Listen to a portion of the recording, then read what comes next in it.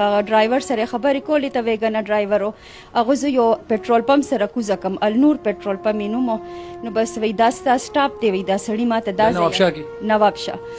نو بس چې زه هلته کوشم یو 5-10 منټ تېر و دا سړی په موټر سایکل باندې راغو زه یې کېنولم په موټر سایکل وی راځه وی لور دی مونږ کره ده چې لور له دې بوځم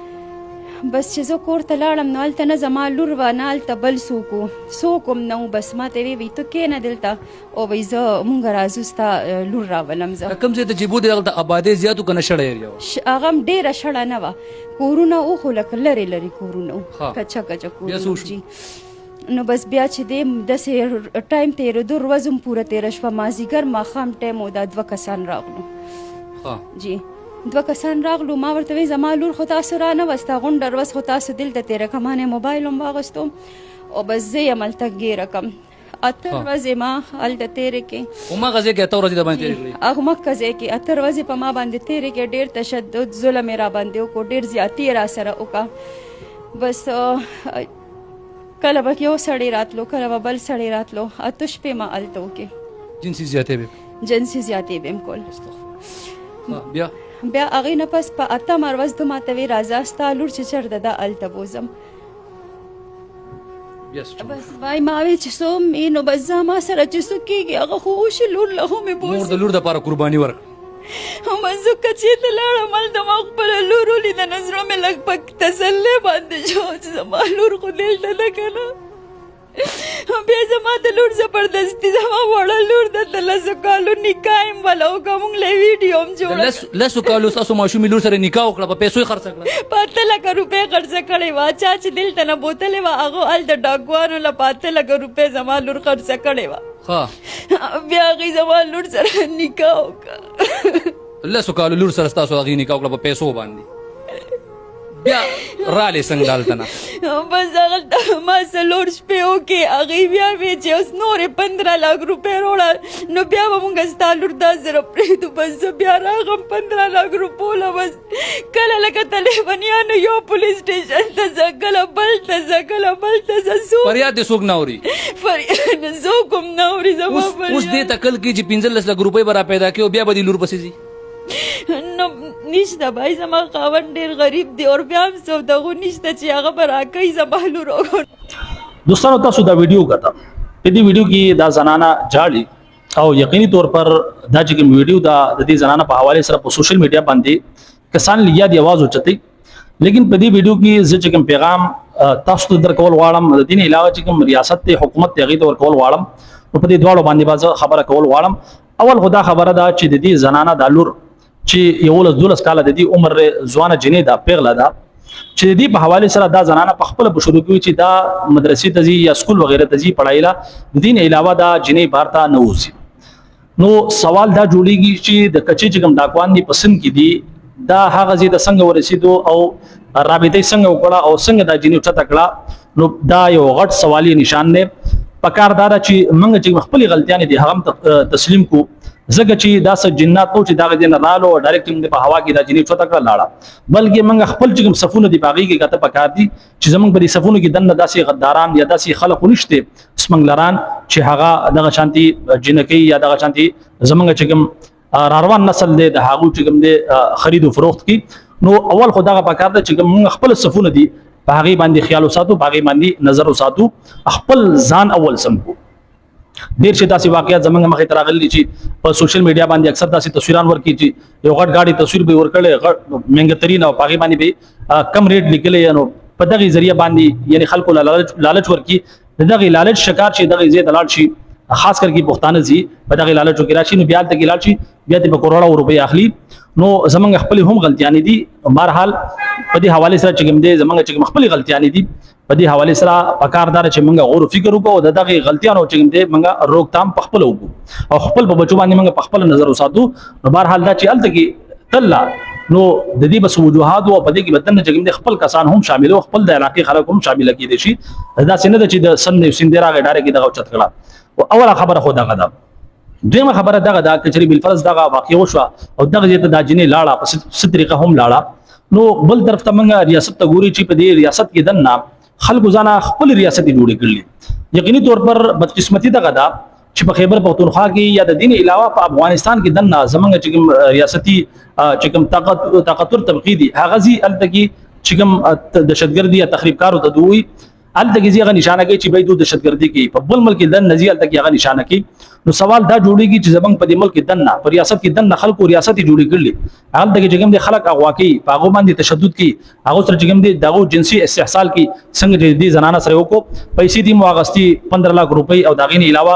زیادتی سره مو کړه او لور چې کوم دې هغه خرڅ کړه او نور چې کوم دې مطالبه دي یعنی 30 لک روپۍ نور راوړه. نو د دین علاوه ډیر شي بشمار داسې واقعیت مخې ته راغلي شي دغه غریبانان لاړ شي دغه چت کې دوکه ولور کې او بیا ته په کروڑو روپۍ تاوان اخلي. نو سوال دا جوړیږي چې په دې کې د ریاست چرته دي په دې کې د ریاست کردار کم ځای کې دي حالانکه زمونږ د ریاست په حواله سره چې کوم د پاکستان ادارې دي یا انټيليجنس دي په هغه حواله سره خدا مشهور دي چې په خړو بو کې چې کوم دي هغه ستن څومره وړوکی شوی هغه چې کوم دي دغه جن راوباسي د خړو بو نه چې کوم دي پاغي کې معلومي. نو دا چې کوم څومره خلک دي دا ډاکوان دي چای د کچې ډاکوان دي یا د پکې ډاکوان دي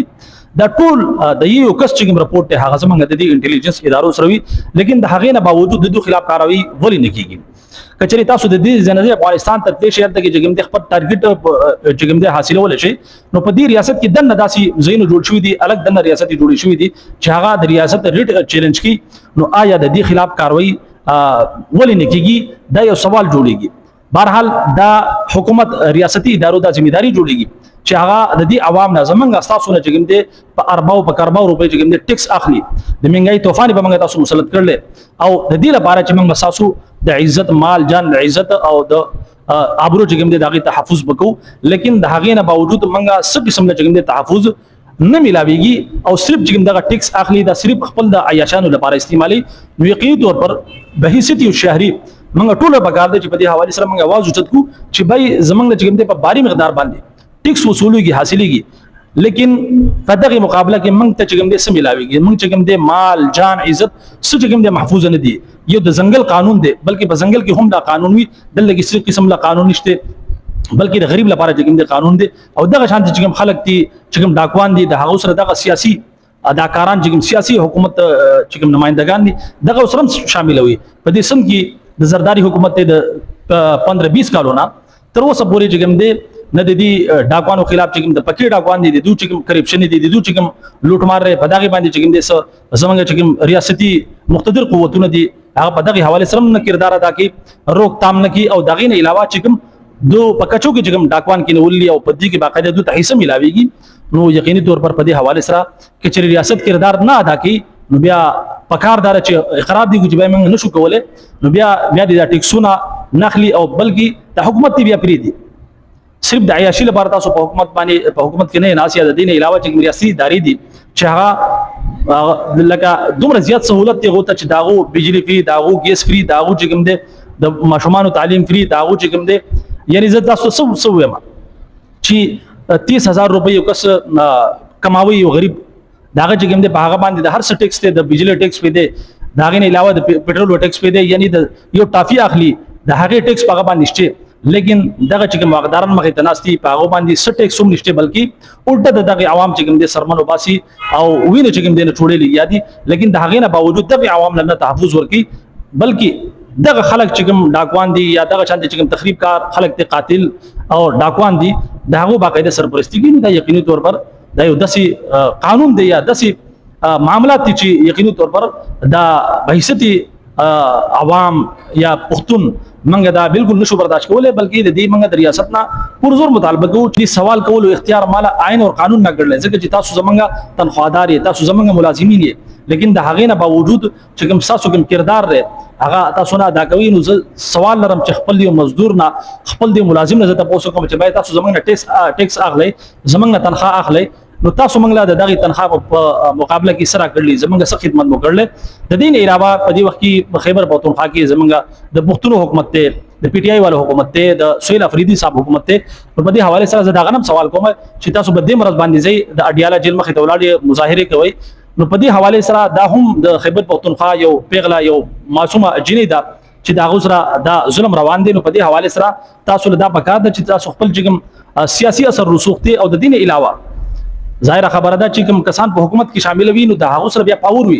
دا خبره بیا زور اخلي نو تاسو د پوره د صوبې حکومت ته نو په دغه حواله سره تاسو د صوبې چې مشري ده هغه هم استعمال کوي او د دین علاوه نور چې څومره تنظیمونه دي جماعتونه دي هغه بلا سیاسي تفریق نه اختلاف نه هټ کې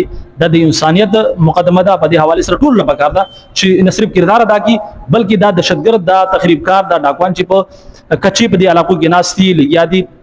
د دوی د معاملات د سو کالو نه چګم دي را روان دي تر اوسه پورې بده باندې کاروایی نه کیږي نو په دې حواله سره دا भरपूर مطالبه ده زمونږ د حکومت نه چې تاسو د دې خلاف भरपूर طریقې سره چګم دي فوجي اپریشن وکړي څنګه چې تاسو په پښتنو په علاقو کې فوجي اپریشن کوي نو دا هم زمونږ مطالبه ده چې په دې علاقو کې دي هم د سند علاقې شوې دا شان د پنجاب چګم علاقو کې د غچي دا ډاکوان دي الته کې فوجي اپریشن وشي او کچې تاسو فوجي اپریشن نه کوي نو د دې نه بیا دا بالکل خبره واضح ده چې تاسو په دې کې برابر شریکي د دغه ډاکوانو سره